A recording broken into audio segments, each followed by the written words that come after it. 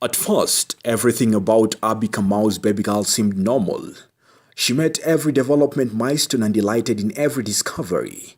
But at around 3 months, Faith Kamau was given an expired vaccination in which she was the only survivor out of all the children who got the deadly jab.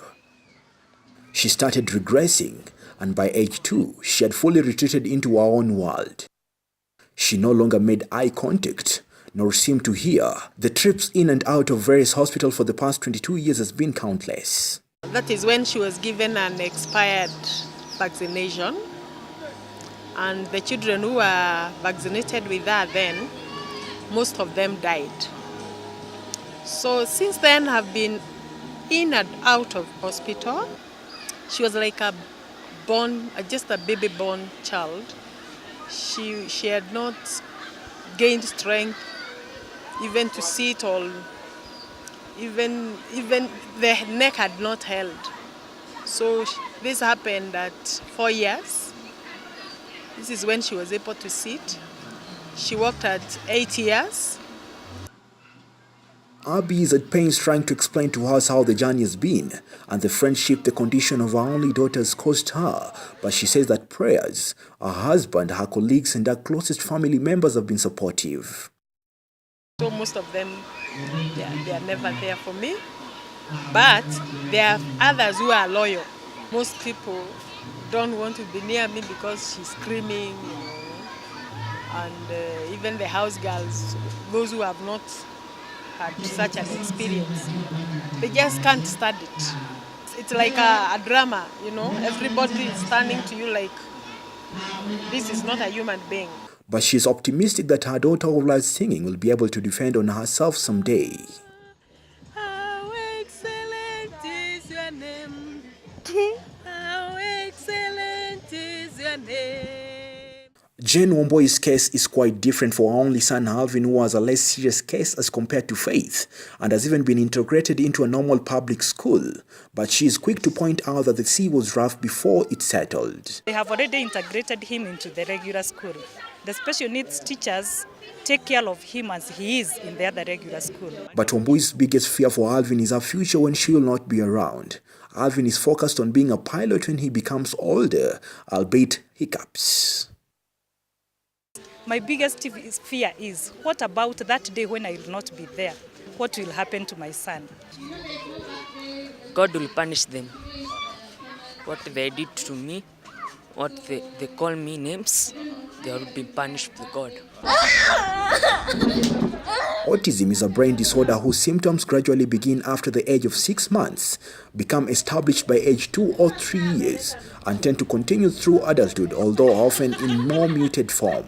A condition where children are not able to interact with their environment. They are not social, so they don't have the social skills. You begin to communicate in other languages, the language of touch, the language of love, hugs, the language of drawing, coloring. There is no cure for autism, though with early interventions and treatment, the symptoms can be greatly improved. Children with autism spectrum disorder may have restrictive and ritualistic behaviors that affect their eating habits. They tend to be very hyperactive sometimes. Yeah, and so some of the sugar, the food that leads more to or tends more to very sugary foods that are high in gluten, so things that are very high in wheat content, we tend to lower that. And that is to help them have a healthy gut microbial system, so healthy gut flora, that's what we call it. Fairmont School alongside Waiyaki Way in Westlands, Nairobi County celebrated 30 years since it opened doors to children with autism and other related development difficulties by having a 10 kilometers walk. But as Fan Eshuchi, the founder, explains, the journey has not been easy. The 30 years have been a journey, and we have actually been able to see God's hand in everything we are doing. Yeah, when I started, I didn't know whether I was doing the right thing or not. The participants and volunteers were not left behind as they came out to help the needy challenged children. It's brought people together, people from very far, and it's amazing what people can do for the, special kids and all. Yeah. It's been good, but okay, it's also tiring, but I think it's really worth it. Time that we've been doing these charity walks, so it's something that is in us. We try to help where we can. Came with my daughter last year, and this year I've brought my whole family. Fund gives hope to the parents that they should brace themselves and look for help and not hold their children in the houses. And they should not hide them. They should be encouraged and bring them to schools and take them to hospitals. We have kind people, and God will see us through. Appreciating that child, you accept that that child has that condition and you walk the journey. And the journey is therapy, diet, love, and all will be well. What the parent needs to do is to brace themselves, look for help. The help may come directly from a doctor, from an occupational therapist. It may come from an educationist like me. What they need to do is go out and purposefully look for the help.